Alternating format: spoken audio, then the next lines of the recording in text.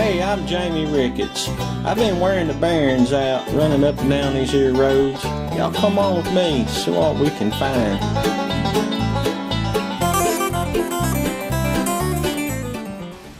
Hey, I'm Jamie Ricketts. I'm in Belvidere, Tennessee today at the historic Falls Mill. Let's go up here and check out and see what they're doing today.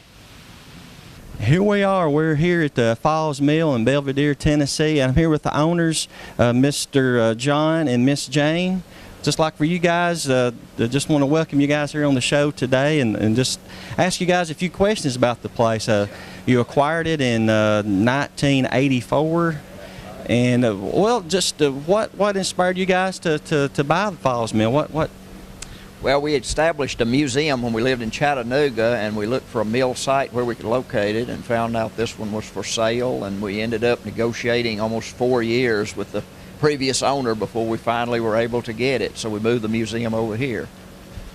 Man, that is great. So you guys are originally from Chattanooga and had a museum there, or? We established it there. I'm originally from Arkansas, and Janie grew up in Philadelphia and then Georgia, but we met in Chattanooga. John was teaching engineering at UTC when we first met, and he had an appreciation of old machinery, and we looked for a site where we could have a museum tracing the early power sources. We found out Falls Mill was for sale, and we have water power here, and he had different machines that were internal combustion and dog power, and so we put it all together and bought the mill in 1984. That's awesome. So, Mr. John, are you an inventor? I mean, you got this engineering background. Have you made some things here, I'm sure, that nobody knows about? I wouldn't say I was an inventor, but my background's industrial engineering, but I had to pretty well learn what was going on here after we bought the mill. We knew very little about milling, and we joined the Society for the Preservation of Old Mills early on to kind of help with that network of people, and that's been a great help to us. Well, we appreciate what you guys are doing and bringing what was in the past now for everybody else to see and to share with everybody, and it's great. I think it's wonderful, the products that you guys put out here. Now, Miss Janie, explain it to me like you did earlier again about the products that you guys have here. Well, the mill originally was a textile mill, then they had a cotton gin here and then a woodworking shop, but now we grind cornmeal and flour and grits, and we mill about 30,000 pounds of grain a month. We ship to restaurants all over the country.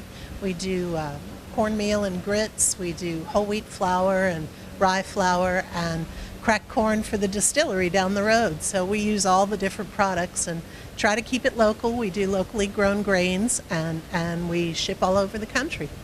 Ship all over the country, and you guys, y'all do tours here. People come out, they're welcome to take pictures, and you have a video that tells a little bit about the history, and then your products are available to the public here also. Yeah. Well, I'm going to have the phone number, their website online here on the video. We're going to go upstairs and take a look at what you got going. Explain what we're going to see upstairs. The second floor has the country store, and the player piano is up there, and then also the textile room where we have the spinning and weaving demonstrations. So I'll be doing a little hand spinning and weaving upstairs. Also, Mr. John, you're not going to do any of the spinning for us today? Or? I have a much larger spinning machine up on the third floor that I'm working on and restoring, so it's a huge automatic machine. All right, maybe we could take a look at that too then. Here we go. Here we are again. We're in the weaving room now with Miss Janie with explain what this machine is. Well, we've got this is called a Saxony wheel, and what I'm doing when I press the pedal, it lifts and lowers the handle that turn the flywheel and the belts that run the pulleys, and it's taking the wool fibers. This is actually a blend of wool and mohair that's been carded and dyed.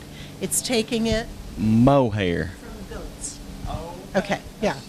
Wool is from sheep, so this is sheep hair and goat hair that's been blended together and dyed. And when I start the spinning wheel, it takes the fibers, it twists them together, and it makes them into yarn. And I control the thickness of the yarn by the amount of fiber that goes through my fingertips. So where I pinch it with my right hand, I'm stopping the twist. The loose fibers, the carded wool in my left hand, I just keep it loose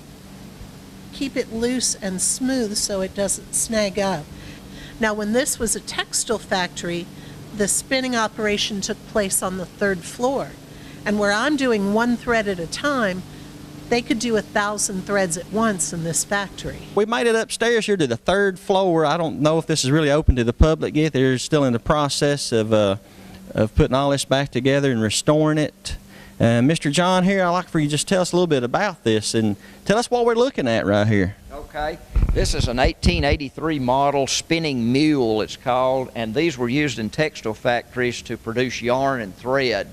They went obsolete generally in the 1930s in most of the textile factories, and this is the oldest and the largest that's left in the United States. There are only about 12 of these left in the country now.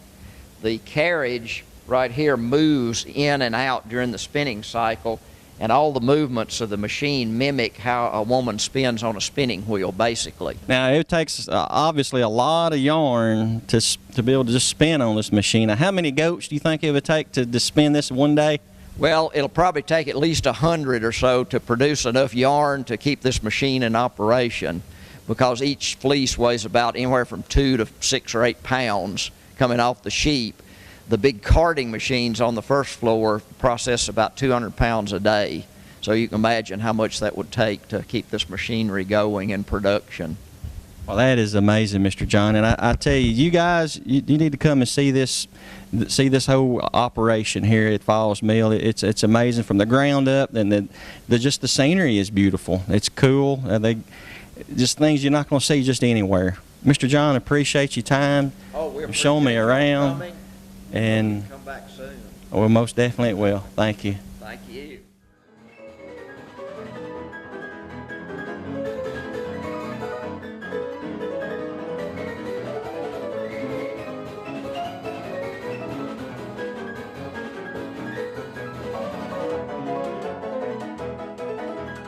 I want to thank Mr. John and Miss Janie Lovett for having me out here today at Falls Mill. I thoroughly enjoyed my time here. It's very worthwhile to gather the kids up, maybe your Sunday school class, get together, come out here, bring something to eat, have a picnic, just enjoy the sights. The scenery is beautiful, and learn a little bit about times gone by. Now, they've got some other things here in the museum depicting of an earlier life, how people lived and the tools they used, and it's just very, very interesting, and they're just wonderful, wonderful people. So sweet. There's more here that I wished I had this opportunity and had the time to show and share with you, but you just need to come and see it for yourself up here in Belvidere, Tennessee. I'll include their website so you guys can plug her into your GPS and maybe call and set up for a group to come up and go on a tour. Thank y'all.